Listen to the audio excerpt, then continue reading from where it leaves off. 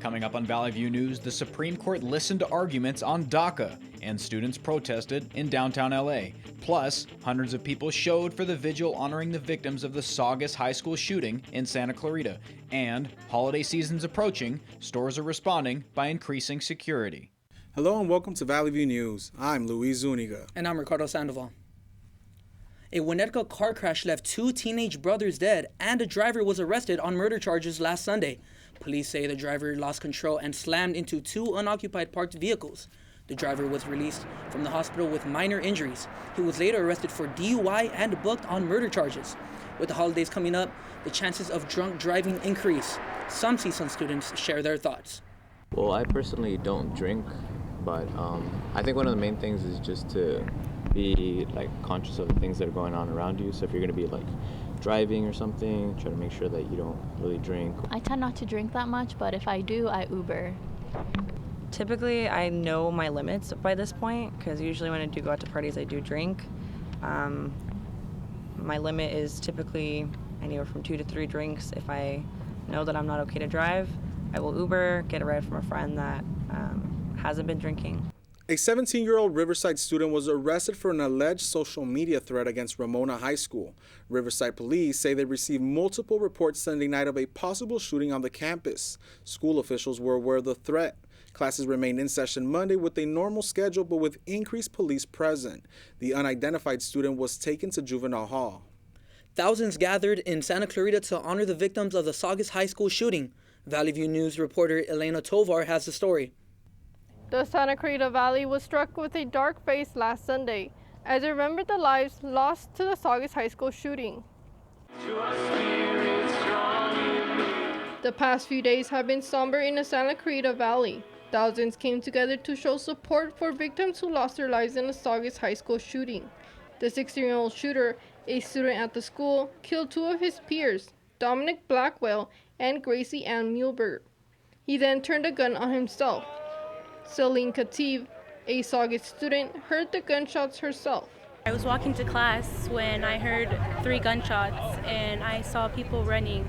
And it didn't hit me at first of what was going on, and I saw people falling on top of each other, screaming and crying, and that's when I knew something was wrong. Many gave out free Saugus Strong shirts, glow sticks, donuts, and blankets. Families, relatives, and close friends of the victims spoke. Emma Bartell, a friend of Blackwell, says his memory will always be in their hearts. It will be a long, painful walk to class without him on December 2nd. My heart breaks for his family and for the pain that they're going through. Nothing can replace his loss and no words can heal our hearts. But we can honor him by remembering him. The shooting was traumatic for students, but it also traumatized the victims' families. Grandmother Maria Orozco says her granddaughter was very frightened when this shooting occurred. The girl was very scared. She had to run to another room and everyone was scared. We were all full of fear because we never thought this would happen here.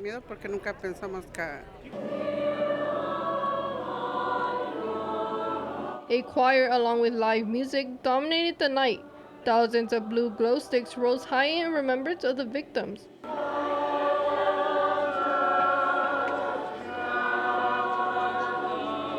Later, many glow sticks were placed on a fence near the high school. Charlotte Steiger says these constant shootings aren't fair.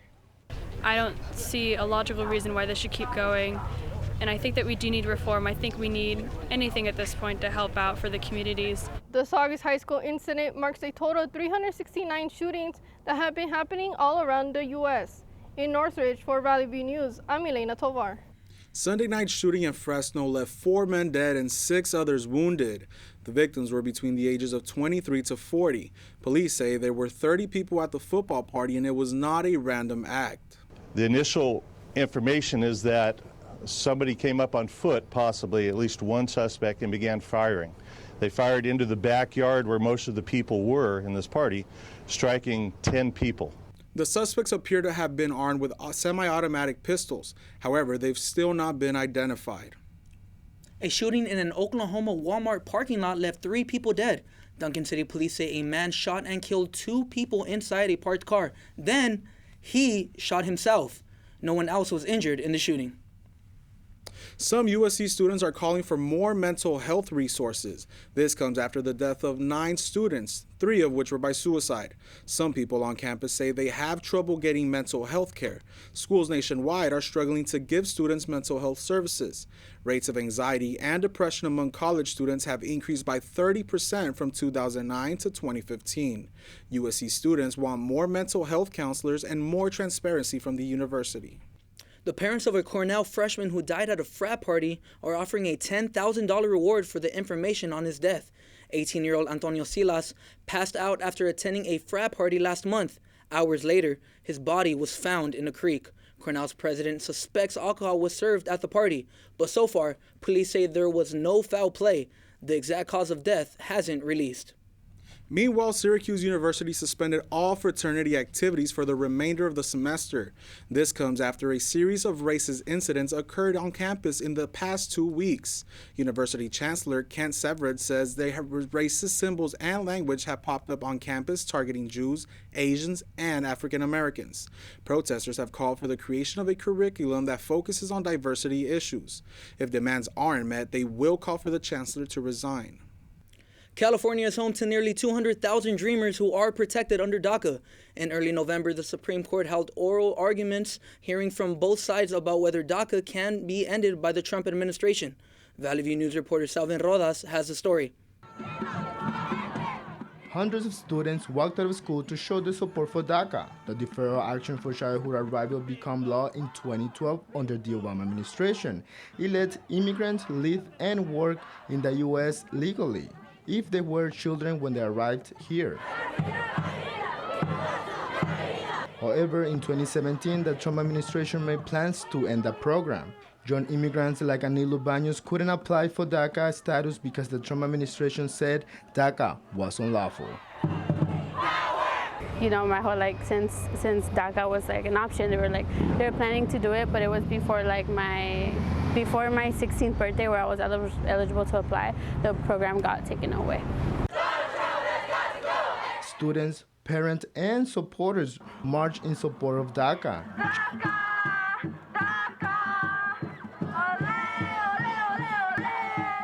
Jose Villela is director of Shirla, a pro-immigrant group. He said the future of more than 700,000 Dreamers are in jeopardy. There will be a limbo as it relates to the futures. Many of them who are actually working, own a house, bought a car, and are currently in a professional field, their future will be unknown. I'm a college student. Analua Martel is protected by DACA. However, if it gets revoked, she says it won't just affect her education, but also her life. Martel says she hopes the Supreme Court knows that DACA recipients aren't bad people. We're not criminals that our president and the government has painted us to be. We're hardworking. We're here to stay, and we want to better this country. I'm working. I'm paying taxes. I hope that the Supreme Court, they actually decide to keep DACA and to maybe open it for other people that weren't lucky enough to actually apply. The Supreme Court is expected to make a decision on DACA by spring of 2020. Reporting from downtown LA for Valley View News, I'm Selvin Rodas. President Trump tweeted today that he'll strongly consider testifying in the writing in the House impeachment inquiry. In a CBS interview over the weekend, House Speaker Nancy Pelosi suggested he testify. Pelosi says Trump has every opportunity to present his case before Congress and that he could take the oath of office or do it in writing. Investigators are looking into whether Trump leveraged Ukrainian military assistance in exchange for information on former Vice President Joe Biden and his son. North Korea says it doesn't want any more meetings with U.S. officials. The announcement came after President Trump tweeted a message saying, "See you soon," to North Korean leader Kim Jong-un. North Korea's foreign ministry said meetings with the U.S. are useless. They say they'll no longer give President Trump something to boast about without getting something in return.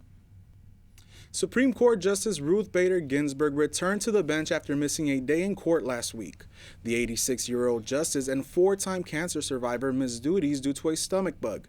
However, she participated in Friday's closed-door conference where the first vote on the future of DACA took place. The court will be meeting for conferences but won't take the bench until December 2nd. You know, Itayetsi, I've been trying to clean my room using the Marie Kondo method. Honestly, me too, but I have so much makeup and clothes that it's hard to get rid of some. Speaking about makeup, Kylie Jenner has new things for 2020. Kylie Jenner sold more than half of her stake in Kylie Cosmetics to Coty Incorporated. The young billionaire sold it to the New York-based Coty for $600 million. Coty also owns CoverGirl. Jenner says this partnership will help her team focus more on creating products while also expanding her global brand. She also plans to introduce new beauty categories. Even though Coty now owns the biggest portion of the merch companies, Jenner's team controls the creative and communication efforts. Netflix star Marie Kondo launched an online shop selling items that spark joy into your life. The star's website includes hundreds of items like chopsticks and slippers. They are organized into categories like aromatherapy, decor, and kitchen, among others. Prices range from $8 or hundreds of dollars. Kondo rose to fame by encouraging people to get rid of items that no longer brought them joy, but now she's encouraging people to buy some of her items. She thinks the most important thing is to surround yourself with items that make you happy. Beatles legend Paul McCartney will headline the iconic Glastonbury Music Festival next year. McCartney dropped hints of his performance on social media. He showed a photo of Philip Glass, Emma Stone, and Chuck Berry, all of which spelled Glastonbury. Hours later, the festival organizer confirmed the legend would be headlining the event. McCartney headlined the 2004 festival, where he performed Beatles classics and his solo material. So far, Diana Ross and McCartney are the only confirmed acts. After 11 years, the brother and sister duo Donnie and Marie Osmond said goodbye to their Las Vegas residency. The duo began in the 70s with their variety show, Donnie and Marie, where they began to gain popularity through their musical performances. What was supposed to be a 6-week Vegas engagement turned into many years. Their residency came to an end with a sold-out show during the weekend. Hollywood celebrated the Best in Disability Inclusion. The 40th Annual Media Access Awards honored professionals who promote disabilities and in its depictions in media. ABC's The Good Doctor was given the Visionary Award for changing the way the public sees people with disabilities. Easter Seals, who partnered with the MAA, says it wants to increase the number of regular characters with a disability who appear in media. Right now, just 3% of the characters have disabilities. Rapper Kanye West gave a special visit to the inmates of Harris County Jail. He stopped by the jail before his appearance at the Lakewood service by Pastor Joel Osteen. West and his choir performed for the inmates songs from his new gospel album. West said the visit was a mission, not a show. That's all for your entertainment news. I am Ita Yetzi Angeles. Back to you guys. Well, Ricardo, I'm ready for a break, man. This semester has felt like an eternity. I know, but we just got a couple more weeks left. Let's take a look at this week's headlines with Sundial's Andrea Esparza. It's Latinx Week here at the Sundial, and this week we're discussing the underrepresentation of the Latinx community. Our new issue is available this Wednesday, so make sure to tune in online for new and updated content. That sums it up here at the Sundial. Thank you, and back to you. More to come on Valley View News. Protests turned deadly in Iran over fuel price hikes. And the FDA has the latest warning about Dollar Tree cosmetics and drugs. Stay tuned.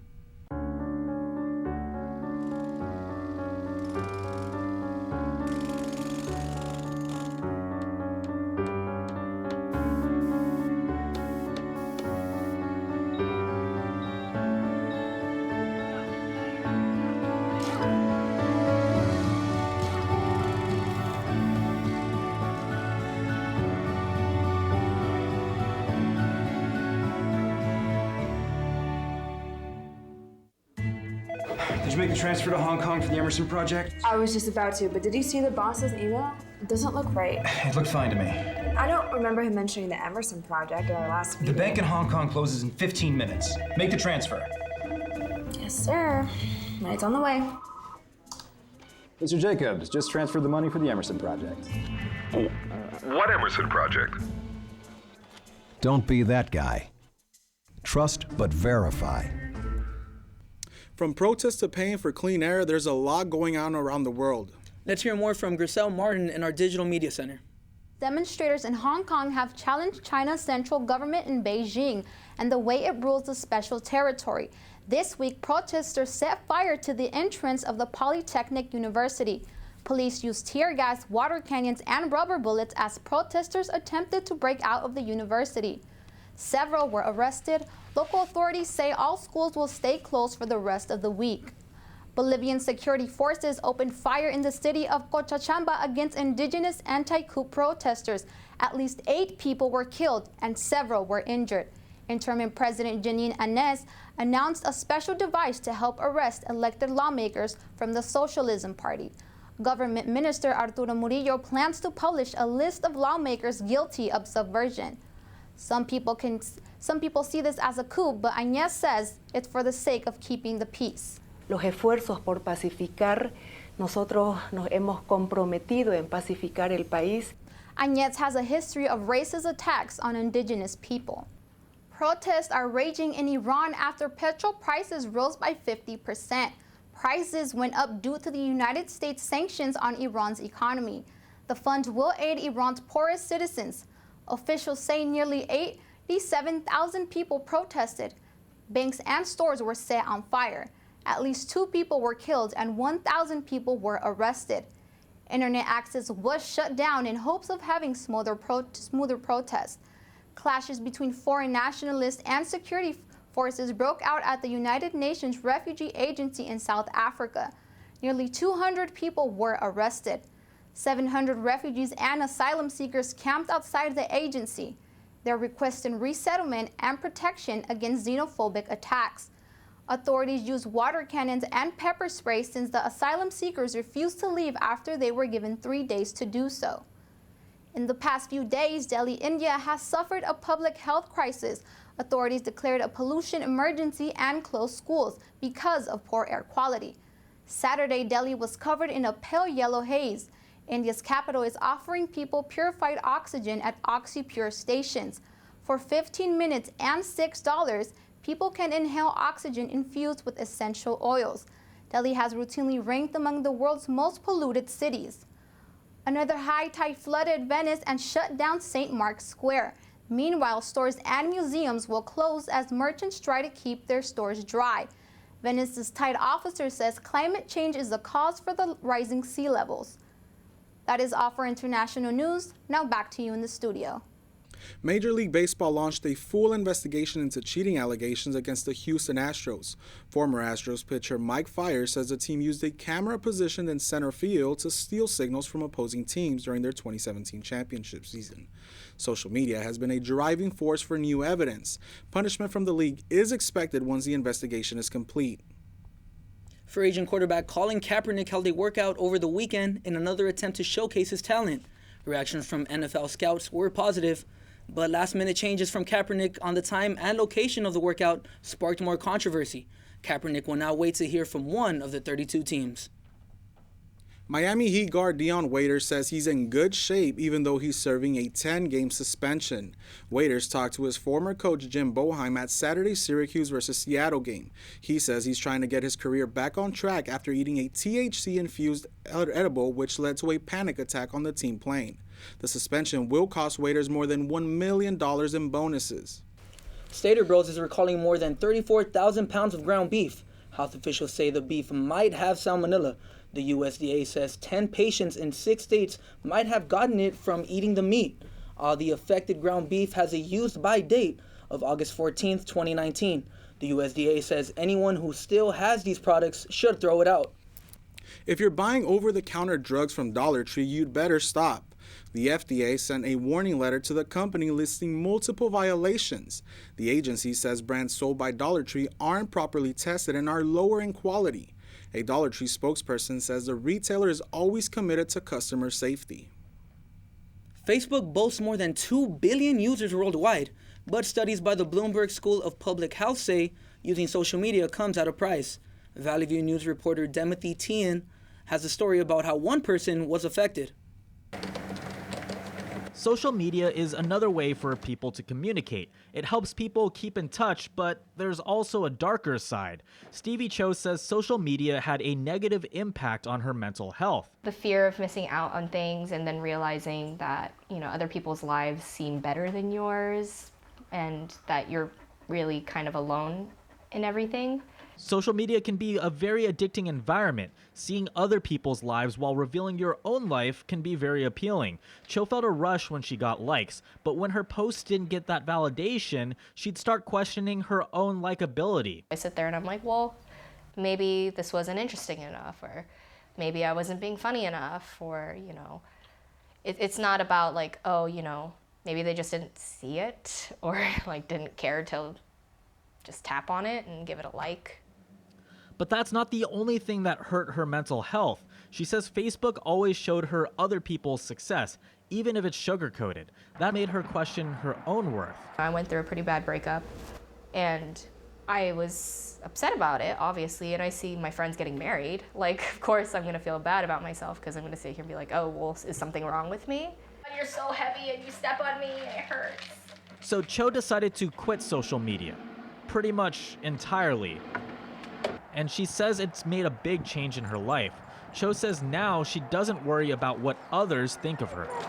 I feel a lot better. I don't feel like I have to broadcast every part of my life. I don't feel like I have to curate my life to be something that it's not, just so that I can get those likes, basically, get people's attention and get people to say like, oh, you're doing such a good job. Cho says it's good to get away from social media once in a while to focus on what makes you happy. Reporting from Costa Mesa for Valley View News, I'm Timothy Tien. This story is part of our ongoing special report on students and mental health. Stay tuned for next week. Reporter Scott Gierman investigates how high school students handle stress and deal with other mental health issues. Coming up on Valley View News, Hulu raises their prices for the second time in the year. Also, Google launches a gaming service. Stay with us. I want to eat apples and bananas. I need to eat apples and bananas. Why can't I eat apples and bananas? Support the Feeding America nationwide network of food banks to help provide meals to those in need. Join us at feedingamerica.org. Well, Ricardo, in all of these years, would you have ever thought that the Mustang would be an SUV? I haven't, just like I never thought Google would have a new gaming service. Here's Alan Cardozo with social media and tech. Alan? Thanks, Ricardo. A 14-year-old boy from Washington, Missouri had his final wish granted. Alec Ingram died after a 4-year battle with cancer. He had osteosarcoma. Ingram wanted sports cars to lead the procession to his final resting place. Facebook page Sydney Soldiers Always sent out flyers to find as many cars it could. The group recruited more than 4,000 sports cars led by a Camaro limo. Ford unveiled its all-electric Mustang Mach-E in Los Angeles just before the LA Auto Show. Prices range from $44,000 to $60,000 in the U.S. On a full charge, the top-range model travels up to 370 miles. The fastest model can accelerate from 0 to 60 in under 5 seconds. The new Mach-E will be leading Ford's electric charge. It's now available for reservations with a $500 refundable deposit. Shoppers this holiday season are being warned about sister secret gift exchanges. The Better Business Bureau says they're illegal pyramid schemes that start with a social media or email invite. People are asked to buy gifts and to mail gifts to strangers. Then they're supposed to get something in return. They're encouraged to keep the gift exchange going by inviting others. The BBB says this scam relies on the recruitment of people to keep it going. The Business Bureau recommends reporting the invitations and never releasing your personal information to strangers. Get ready to pay more for your Hulu Plus Live TV subscription. The price will climb to $54.99 per month in December. That's a $10 price increase. This is the second price bump this year. The price went from $39.99 to $44.99 in January. Stores are preparing to be crowded during this holiday season and security will be increasing. Valley View's Ana Ramos has more on the story. The holidays are approaching and stores are preparing for very busy days. The idea of grabbing onto the best deals is amazing for some shoppers, but shoppers like Genesis Perez say they prefer to stay away. I try to avoid Black Friday just because the crowds get really intense and I'm not like pushy or shovey or anything like that, so I'll probably just do most of it online. I don't come during the sale days because I know it gets hectic. The days when there's sales, there's just so many people and they can be like really aggressive, and I'm not aggressive at all. But aggressive shoppers aren't the only issue. Mall employees say they see an increase in theft. Assistant store manager Chelsea Ramos says she uses all her store security resources to catch thieves. We try to track it down with using the cameras we have in the store. Sometimes they leave the tags or shove many things into the fitting room, but we try to keep account of what they have in the fitting room as well. But if having alarms at the doors, sensors on the items, and even placing more cameras around the stores is not enough to prevent these robberies, there are places coming up with new plans. Sears has been trying a new security method called the loss prevention system. Security guard Raul Flores says they don't chase suspected thieves. Instead, we normally stand guard at doors or we walk around, and we mostly are meant to keep away. We are there to watch and see if anybody has the intent of stealing. Assistant manager at Foot Locker Jacob Reyes says they'll make sure there are enough employees on the sales floor to keep track of merchandise. Being more responsible, instead of taking out so many shoes, taking them out like probably 2 or one, having them put the shoes behind the register instead of having them out on display. Employees say they hope with new security plans, theft will decrease and help maintain a safe environment. I'm Ana Ramos in Northridge for Valley View News. Google's dipping its toes into the video game market. The company is officially launching Stadia. It's a game streaming service that lets you play games without having to own an expensive console. Some people are calling it the Netflix of games, and it will compete with some of the industry's giants like Microsoft and Sony. Google is offering a Premier Edition, which includes a controller, a Chromecast, and a 3-month subscription for $129.99. It'll also offer a $10 monthly subscription next year. The original home of the chicken sandwich is making some important changes. Chick-fil-A will end its donations to 2 anti-LGBTQ organizations, the Salvation Army and the Fellowship of Christian Athletes. They have controversial stands on homosexuality and same-sex marriage. In 2018, Chick-fil-A donated $1.6 million to FCA and $115,000 to the Salvation Army. The Georgia-based company says they will work with organizations that focus on education, homelessness, and hunger. That's all for social media and tech news. Luis, back to you. If you're looking for the gift that keeps on giving, this one's for you. Hidden Valley released a $35 stocking filled with 52 ounces of ranch dressing. The stocking is part of Hidden Valley's 12 Days of Ranchmas and is sure to make you the life of the party.